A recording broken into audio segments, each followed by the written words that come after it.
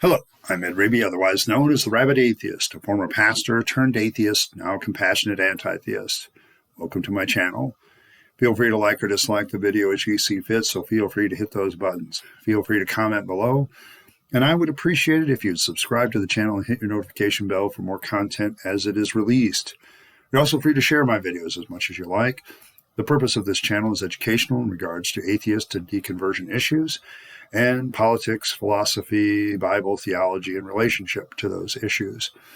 Today I want to talk about the difficulty sometimes a deconverted individual has when making decisions, and they suddenly realize that they don't have an imaginary friend to help guide those decisions. One of the great challenges for me since deconverting is coming to the simple realization that my decision-making process is now pretty much dominated by myself, that really I'm the only one that can make decisions for myself. I don't have an authoritative ruler over myself. I think when people first deconvert, they have this real sense of freedom about that. But over time, as you begin to make more decisions and you realize you don't have a cosmic sky daddy that's going to bail you out if you make a mistake. And by the way, that was always true. It's just we didn't realize it. We just would look at the circumstances of life and say, oh, yeah, that bailed me out. That must have been God. Now what you realize is, oh, yeah, good thing life's a little bit forgiving. Otherwise, I've been plastered. Got a little lucky there. And some people don't get lucky and they end up, ruining their lives forever. So when you make decisions in life as an atheist, you come to a very interesting realization, especially if you've deconverted, that your decisions are your own. And there's definitely some scariness to that. There's definitely some fear to that. And I remember, making some of those decisions with that first sense of fear. Okay, there's nothing guaranteed about this decision. There's nothing that's going to cause me one way or another to be automatically victorious in this decision. And what I'm getting at, I guess, is the uncertainty of it, that every decision that you make as an atheist has an uncertainty to it that you have to get used to. I think what religion does is it allows you to delude yourself in a couple of areas, most notably that you have every decision you make has some sort of higher purpose to it, that it allows you to pat yourself on the back, boy, I'm in God's will, and this little dinky decision that I make is so significant and important to God. And it really is an ego stroker. It really is. It just builds you up, puffs you up, makes you feel great. But when you're talking about other decisions and other things that help here, God's given me guidance.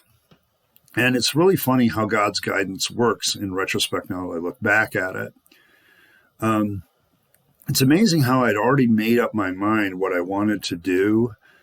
And then I just had to rationalize it with my belief in God. And I'm going to tell you that is 99% of that when people seek the guidance of God.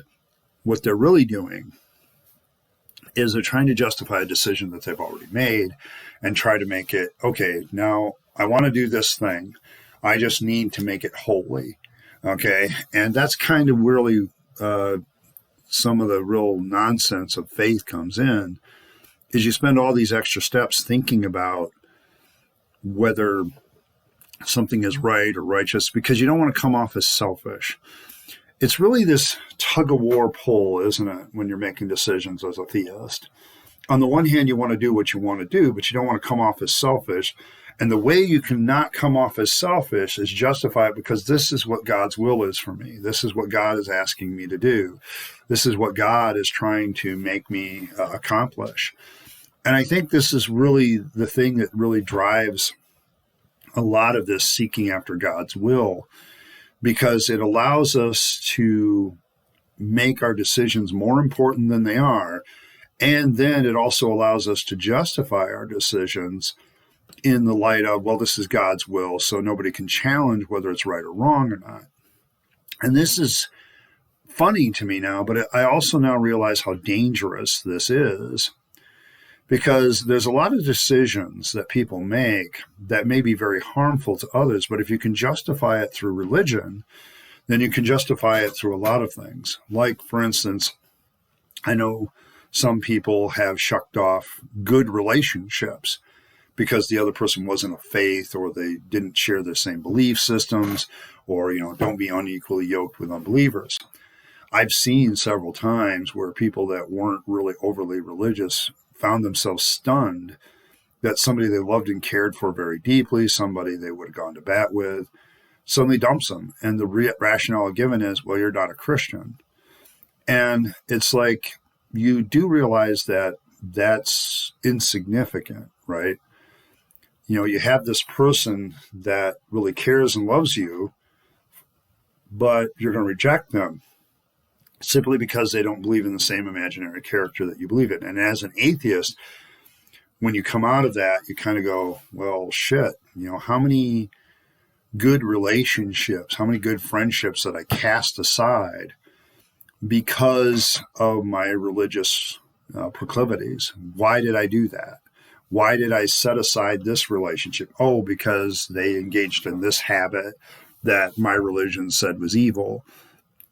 And I think when you look back at it, and one of the deconversion issues that, a lot of us have is we recognize the intellectual nature of our decision, but the emotions of it take some time. When I talk about deconversion, it's the vast majority of the time, I'm talking about emotional issues. I'm not talking about mental issues. The mental decision that says, yeah, faith is a bunch of BS, is easy to make. It's the emotional detachment that takes forever, and it takes a difficult, long road to hoe to get out of that, because the emotions hold you back still, the past, the history. I don't have a therapist because I need to intellectualize why I need to make these decisions. I need to emotionally understand the decisions I'm making and some of the blockages that my faith can have to good, rational decisions. And it's hard sometimes to come up with good, rational decisions and then realize that the thing that's stopping you from doing the right thing and doing the best thing for yourself and others is this notion of, I don't have somebody to guide me on this decision. I don't have, there's fear, there's a sense of loss, there's a sense of all these emotions pulling you back, even though the decision from an intellectual point of view is a good one. That's what most deconversion issues are. I've seen this on the clergy project with some of the ministers. It's the intellectual side of why they're an atheist is solid. It's the emotional bullshit that they got to go through to sometimes enact those decisions, because your emotions get trained a certain way and they have a hard time coming out of it. So when you don't have a cosmic sky daddy to guide your decisions anymore, and you have to make those decisions yourself, the issue is not always what's rationally right or rationally good. The issue most of the time is the emotions that have been catered into you in the past. You find that you're doing things based on old habits and old emotions, trying not to stir up certain things because, your religion told you that having those thoughts and feelings was bad. And now intellectually you can say, well, yeah, but that's garbage and that's bullshit. But emotionally you can still be pulled back. Probably one of the most extreme examples of how this works is the fact that a lot of atheists will get rid of their belief in God quicker than they'll get rid of their belief in hell.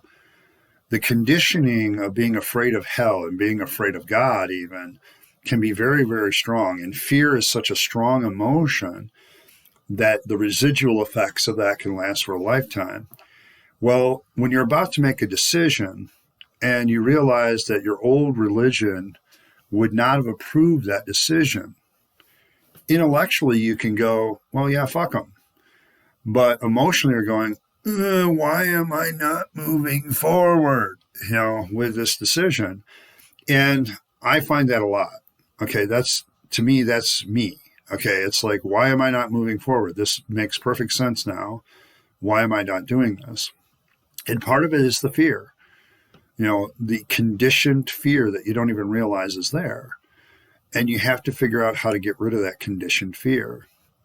There are certain things that people go through, life decisions they have to make. And the more important the decision, the more difficult it is to overcome this fear. I just wanted to talk about that today because I think I've seen it in myself very much recently with some of the things that I'm going through, but I'm also very much aware that a lot of you out there experience that sort of thing. And I want to let you know that you're not alone. There's other people that experience this, and you need to be ready for the fact that the battle is not so much your intellect, but it's your emotions. It's your emotions. And so I wanted to just kind of encourage you today, realize that that's what that is, that sometimes when you're making decisions in life, what's holding you back is the conditioning, the emotional conditioning that you had when you were religious. And it may take a while. Be patient with yourself. Don't get all upset with yourself because that's true. It takes time, and eventually you'll make that decision the first time, and emotionally it'll get easier and easier and easier. And I just wanted to let everybody know that. It's just something I'm going through right now with a few decisions I have to make, and I just wanted to share my encouragement with you along those lines. As far as the comment of the day, I have a ton of comments. I have noticed that in my stats that there are some newer subscribers, and they're kind of binge watching my stuff. And one of the comments that was made is on the they're looking back at some of my old videos and some of the technical issues of them, and how some of the older ones seem to have a little bit of a technology problem as far as being hearable. Yeah, I went through that stage. What you're watching today is an upgrade. I used to have an old laptop that was very old.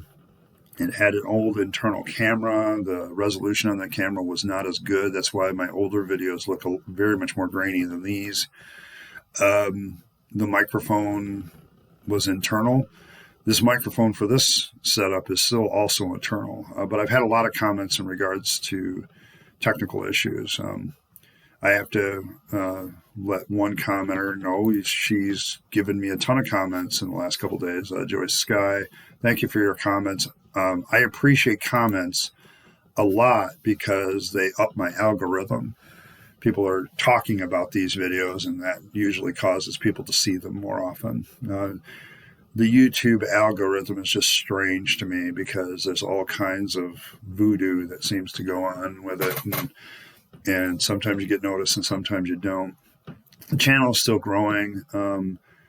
It is now no longer uncommon in the last couple of months. Since I broke 100, it's been like the fact that I get 3 to 5 subscribers a week is not unusual, which is great. At that rate we're going, and like the last couple of days it's been stopped, but I'll do a video and all of a sudden I'll get 6, 7 more, 3, 4 more subscribers. But I just wanted to understand, if you're going through the backlog of my old videos, you're going to see a progression not only in my thoughts about deconversion and my thoughts about different issues. You're also going to see a progression in the technology. There's a point there where I switch computers. I actually start using, instead of just using the internal Windows stuff to record my videos, I actually got some software, free software, but software that allows me to record things. And that seemed to improve things slightly. I haven't had any negative complaints since I made the change. So I think I put the gain down for the volume a little bit just so that I wasn't overpowering, which was a big change from last time, because last time most people complained that they couldn't hear me at times. So that's kind of where that is. I just wanted to address that technical issue. along with that is a few other technical issues. And this is also a deconversion issue, and I'm being a little bit more personable at the end. I've talked many times about how I'm going to fund this channel. Given what happened to the Atheist Republic recently, where they were basically demonetized because they became a controversial channel, because they take fighting religious nonsense really hard, and for some reason YouTube just kind of started to dump on them.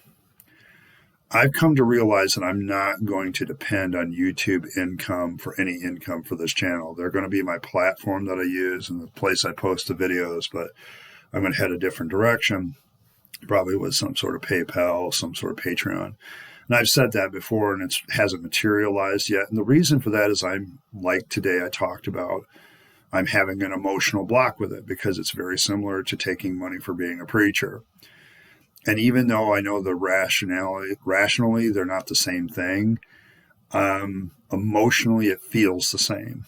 And, when you come to the conclusion that you've had a career that you're just basically talking bullshit and making money, you're very sensitive to that emotionally. And so I am struggling with that more emotionally than intellectually. And of course, I'm not going to ask for prayers because that's bullshit, but I'm just asking for your patience, because I'm working through something that's a little bit more nuanced and emotional. And, but I do realize that this channel, I think, is worthy of some funding, and I don't plan on getting rich off of it or anything else, but I'm heading the direction where I want to see it grow, and I want to see it be worth my time. And that's okay. So just be patient with me there. Those are some of the technical issues that I'm dealing with. And thank you once again for stopping by, and I appreciate all of you being here. And hopefully I can convince you to be a rabid atheist like myself. In the meantime, this is Rabyd, also known as the Rabid Atheist, signing off and wishing you a good day.